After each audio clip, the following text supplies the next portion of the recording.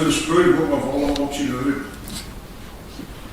De heer Charles in 1982 familie van jaren gewerkt, kan ik de blok uitnoemen. Hoe je 2 man op werken. In de kelder, man wist er niks vanaf. Gedetailleerd, alles op en door. Hij sjouwde maar door. Hij maakte een bier aan het kopen op zo van 1 op 10 dat hij aan zijn zatenbui verkocht had aan de kasten. Weet ik dat, het legerhoes. Nou, man was zo goed op hem, wist hij genoeg. Alles gek aan dat ding terug horen. Dat hij dat ding moest terug horen. Hij maakte een gerstverlief verkopen. Hij sjouwde een elektrische Fender-gitaar en joog op perfectie als was in een foto. Maar hij was ondertussen al 70 geworden en hij zag nog immer in de tuin. Hoe er alles knipte als was in het Engelse hoofd. Maar in 2000 begon ze nog echt minder te gaan. Alleen moeilijker, maar was ook nog eens eigen wies. Tot ze moesten de huizen op bloed duiden. Dat was ook niet alles.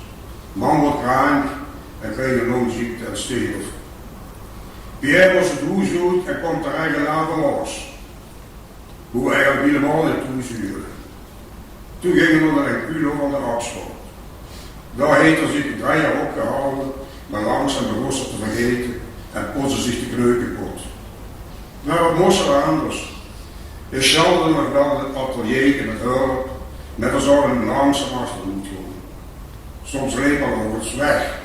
En de ene keer was ze bijna bevroren dat ze net op 10 gevonden hadden in de kapoenstorm.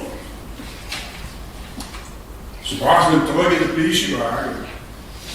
Dat had er nog niets mee te maken. Ik zag tegen hem, hoe moest je dan nog naartoe? Ja, ik had een afspraak met een vrouw. Dat moest weer verhuizen. Dat snapte het niet meer zo goed. De veendekster breidde de waterkraan open en zag biesjes in het boet en meer op de grond boeren. De titel ten veranderd. Door het park lopen met hem de rolstoel, reperdeks, wat hebben die bunter gekke vuurnen.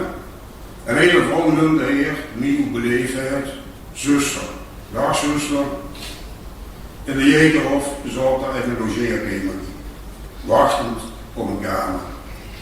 Je accepteerde niet dat er woonde. Die goede niet, riep het aan. En nu die chalerij met naar huis toe. Je wil mager een schrijfschip. En wil meer dementeren. De mens Pierre Pieters begon te bewaren. De laatste dag van zijn leven was niet meer de gemakkelijkste. Hij wilde zich eindelijk aankomen.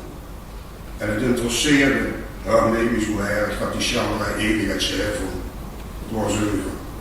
En hij moest in rust samen met Fina.